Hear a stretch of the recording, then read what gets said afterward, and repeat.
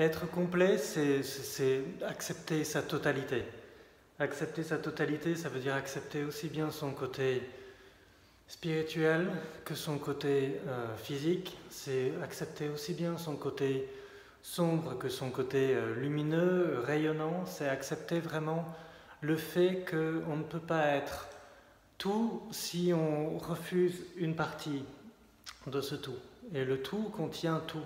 Une chose peut exister que parce que son opposé existe. La lumière, on en prend conscience parce que l'obscurité, enfin vous connaissez tout ça. Mais c'est exactement pareil de ce qui se passe à l'intérieur. Et on peut pas rejeter une chose, enfin de toutes ces années d'ascèse et de travail et de méditation et d'analyse, ce que je remarque, ce que maintenant je prends vraiment conscience à une autre échelle et vraiment profondément, c'est que je ne peux pas essayer d'être ceci continuellement ou cela continuellement. Et il faut vraiment accepter le fait que non seulement il y a le tout à l'intérieur, que c'est le tout qui est en train de se manifester, mais que non seulement ça, mais que de temps en temps, il y a plus... Ça évolue. En fait, le tout contient le tout. Et donc du coup, une fois il y a une partie qui va être mise plus en avant, une fois ça en est une autre. J'aime beaucoup parce que moi j'ai fait des études d'acoustique et dans le son, donc en acoustique on a un truc qui est, ici vous avez les fréquences comme ça, et ici vous aurez, c'est un peu comme si là vous avez le temps. Et quand vous faites un son, il y a une fréquence que vous entendez, comme ça, donc vous allez avoir une fréquence qu'on appelle la fondamentale, qui est la fréquence la plus basse. Et elle va être là. En général, elle est forte, on l'entend bien, elle vibre, mais elle est forte, elle a une bonne amplitude, on l'entend bien. Mais ce n'est pas qu'un son. Un son, chaque son est composé de milliers de fréquences différentes. Et il va y en avoir qui sont dans des rapports entiers, qu'on appelle des harmoniques, et d'autres qui sont dans des rapports non entiers, c'est-à-dire que ce n'est pas des multiples de cette fréquence. Donc ils vont tomber à des espaces qui sont un petit peu bizarres. Et ils sont en dissonance. Ils apparaissent, ils disparaissent. Bon, mais c'est pareil pour ceux qui sont en harmonique d'ailleurs, ils apparaissent, ils disparaissent. Alors, ceux qui sont en des harmoniques, ils résonnent avec la fondamentale. Et ils sont en harmonie. Bon, ben voilà, super, on va avoir les octaves. Bon, voilà, tout ce genre de choses. Et puis il y a des autres qui sont là et qui sont un petit peu plus...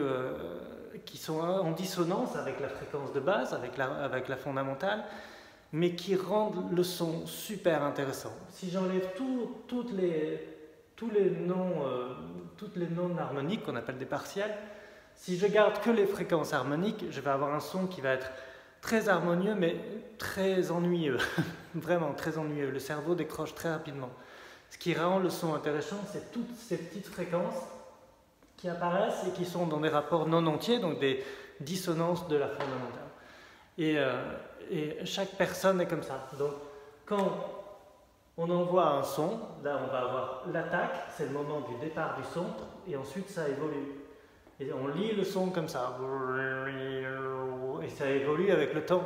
Donc le son, il y a l'attaque, où il y a un maximum d'énergie, et ensuite avec le temps, il y a ce qu'on appelle le decay, donc ça va descendre jusqu'à l'extinction du son. Ça ressemble énormément à notre vie à nous.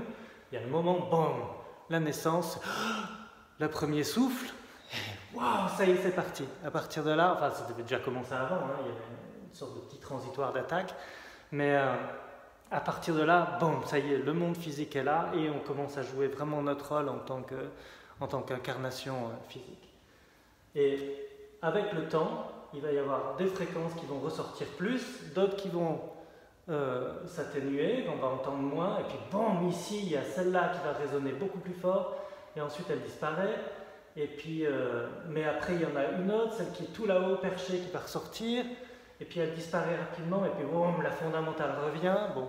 Et le son va passer de fréquence basse à fréquence beaucoup plus haute, continuellement pendant toute sa vie, jusqu'à ce qu'il s'éteigne. Mais si j'enlève celle-là, par exemple, boum, à ce moment-là, le son change complètement et il perd de toute sa richesse. Et ce que je veux dire, c'est que c'est exactement pareil dans nos vies. Il y a des moments où on va être plus dans des fréquences basses, il y a des moments où on va être plus dans des fréquences hautes. Mais chacune de ces fréquences a son importance capitale et fait la nature entière de tout ce son-là. Et je ne peux pas me dire « Ah mais non, mais moi je veux être que la fondamentale » ou un truc comme ça, ou « Je veux être que le 32e partiel ». Non, si je suis que ça, cette petite fréquence qui va arriver là, non seulement ça va durer très peu de temps, mais ça va être très pauvre. Il y aura quelque chose, et rien n'est négligeable, donc ce sera magnifique pendant un très court moment. Mais tout ça fait toute la richesse. Si j'enlève une seule de ces fréquences, si je sais de modifier la moindre de ces fréquences, j'ai changé complètement toute la résonance de ce son, toute sa richesse spectrale. Et dans votre vie, il y a des moments où on passe par des périodes sombres, il y a des moments où on passe par des périodes qui sont qualifiées de beaucoup plus bright et beaucoup plus joyeuses et tout ça. En fait, le tout fait le spectre entier de ce son. Et c'est toute cette multiplicité, cette diversité qui fait notre richesse, votre richesse, mais la richesse de la vie. La vie s'exprime, et elle est en train de s'exprimer comme ça. Essayer d'être comme ça ou comme ça, non. C'est l'acceptation de la totalité qui fait que c'est la totalité, le plein. Le plein est là en train de s'exprimer. Je ne suis pas en train d'essayer de refouler ceci ou de refouler cela ou de modifier le spectre. Le spectre en lui-même, il est parfait comme ça. Laisse-le résonner, laisse-le vivre, laisse-le s'exprimer. Om Shanti.